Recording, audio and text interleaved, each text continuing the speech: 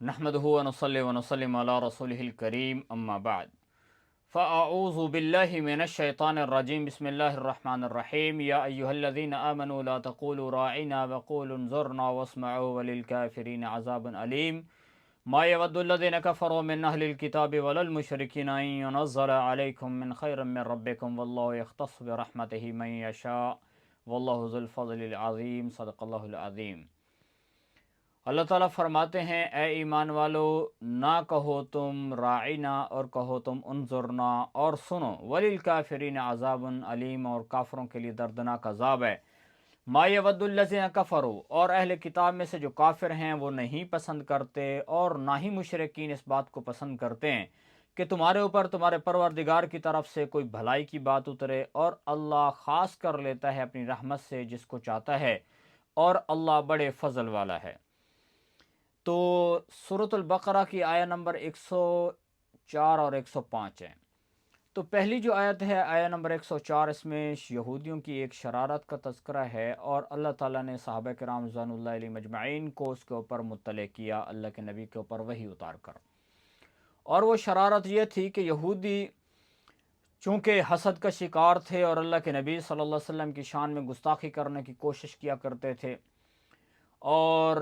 ڈکے چھپے الفاظ میں اور اکیلے اکیلے بیٹھ کے آپس میں ایک دوسرے سے باتیں کر کے، لیکن پھر انہوں نے ایک ایسا لفظ جو ہے اس کو ایجاد کیا اور اللہ کے نبی کی مجلس میں آ کر وہ لفظ استعمال کرنا شروع کر دیا۔ اور وہ ایسا لفظ تھا جس کے دو طرح کے معنی ہیں، عبرانی زبان میں اس کا معنی اور ہے، عربی زبان میں اس کا معنی اور ہے، اور وہ لفظ ہے راعینا۔ عبرانی زبان کے اندر اس کا معنی جو ہے وہ ایک بد دعا کے ہیں، اور بعض حضرات نے لکھا کہ اس کا معنی ہے احمق، بعض نے کہا اس کا معنی ہے ہلاکت۔ تو یعنی یہودی لوگ جو ہے ان کی عبرانی زبان تھی، تو اپنی زبان میں وہ لفظ جب بولتے تو ان کا مطلب اور ہوتا، اور صحابہ کرام رضوان اللہ علیہ مجمعین چونکہ عربی دان تھے تو ان کو اس لفظ کے بارے میں علم نہیں تھا، تو ان کو صرف یہ پتا تھا کہ راعینا کا مطلب جو عربی زبان میں ہے کہ ہماری رعایت فرمائے۔ تو صحابہ کرام اس معنی کو سامنے رکھتے ہوئے اللہ کے نبی کی خدمت میں وہ لفظ آ کر بولتے تھے۔ یعنی ایک مجلسی جو آداب کے لیے ایک لفظ بولا جاتا ہے وہ یہ لفظ ہے۔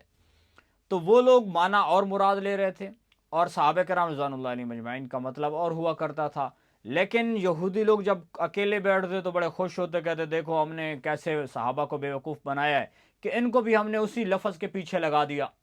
جس کے معنی بہت غلط ہیں۔ تو اللہ جل شانہ کی ذات نے یہودیوں کے شرارت کے اوپر اللہ کے نبی کو مطلع فرمایا، اور اللہ کے نبی کو اس کی اطلاع دی، اور اللہ کے نبی صلی اللہ علیہ وسلم کے ذریعے سے صحابہ کو منع کیا گیا کہ اس لفظ کو ہرگز استعمال نہ کرے۔ اور یہ لفظ کیا تھا؟ راعینا۔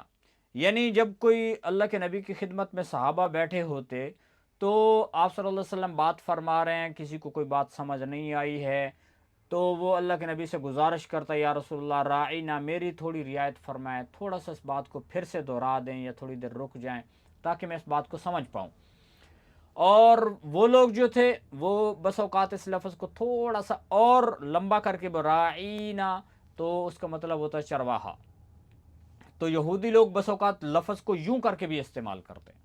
تو اللہ کی ذات نے اپنے پیارے نبی کے اوپر یہ وحی اتاری اور صحابہ کرام رضوان اللہ علیہ مجمعین کو اطلاع دی کہ اس لفظ کو استعمال کرنا بند کریں،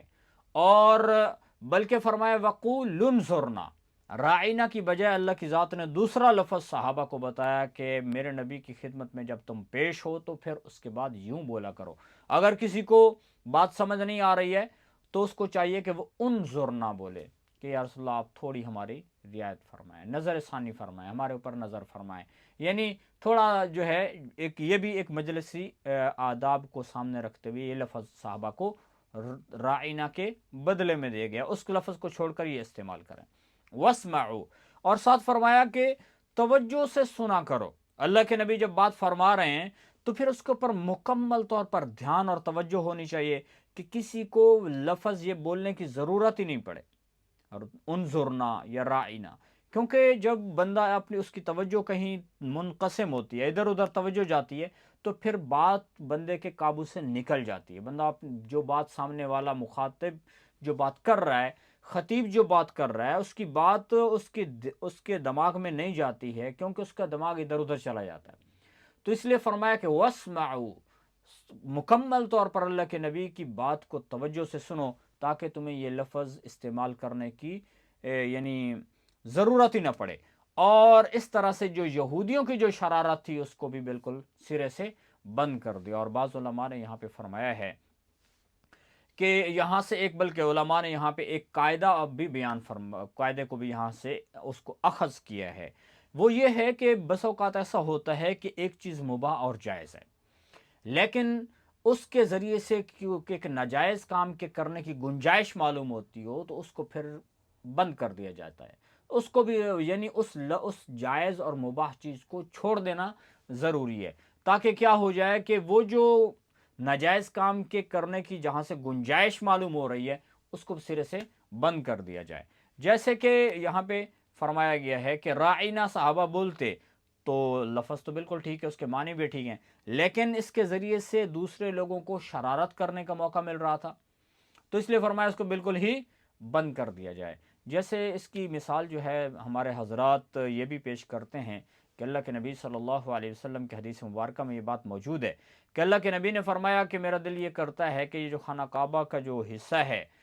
اس کو میں اس خانہ کعبہ کو گرا کے پھر سے اس کو بناؤں، کیونکہ جب لوگوں نے یعنی اس خانہ کعبہ کو بنایا تو اس وقت میں ان کے پاس خانہ کعبہ کا کچھ وہ حصہ جو حتیم کا حصہ ہے وہ بھی خانہ کعبہ کے اندر ہی اس کے اوپر بھی مکمل طور پہ چھت ڈال کے اس کو اندر کا حصہ بنانا چاہیے تھا، لیکن اس وقت چونکہ جب مشرکین مکہ خانہ کعبہ کی پھر سے تعمیر کر رہے تھے تو ان کے پاس اس کا مٹیریل نہیں تھا، تو انہوں نے حتیم کے حصے کو خالی چھوڑ دیا اور باقی کے اوپر چھت ڈال دی۔ تو اللہ کے نبی صلی اللہ علیہ وسلم نے فرمایا میرا دل یہ چاہتا تھا کہ میں مکمل طور پر اس کو اس میں ملا کر جو حضرت ابراہیم علیہ السلام نے جو بنیاد ڈالی تھی خانہ کعبہ کی، تو اس بنیاد کے اوپر پھر سے میں اس کو تعمیر کروں، لیکن چونکہ اس کے ذریعے سے پھر جو مشرکین ہیں ان کو باتیں کرنے کا موقع ملے گا اور ایک فتنہ برپا ہوگا، تو اس لیے اللہ کے نبی نے فرمایا میں نے اس کو چھوڑ دیا۔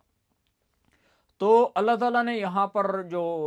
انظرنا کا لفظ صحابہ کو دیا تاکہ رائنا کا جو لفظ ہے وہ دوسرے لوگوں کو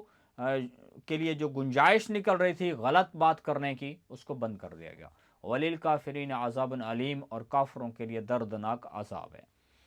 اور کافر وہی ہے جو اللہ کے نبی کا انکار کرنے والے ہیں اور قرآن کا انکار کرنے والے ہیں، وہ کافر ہیں۔ اور ساتھ ہی فرمایا مَا يَوَدُّ الَّذِينَ كَفَرُوا مِنْ أَهْلِ الْكِتَابِ،